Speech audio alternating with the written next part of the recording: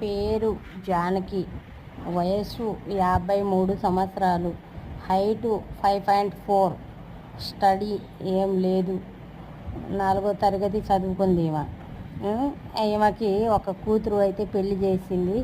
కూతురు అల్లుళ్ళు జాబ్ చేస్తారు. ఈమె సింగల్గా ఒంటరిగా ఉంటుంది. ఈమెది ఆంధ్ర తెలంగాణ ఎక్కడైనా పర్వాలేదు.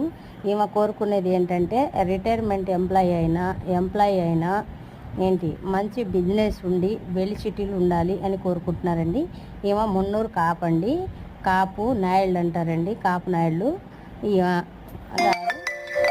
ఈమె కావాలి అనుకున్న వాళ్ళు ఎవరైనా ఉంటే మ్యారేజ్ బ్యూరో నెంబర్కి సంప్రదించండి.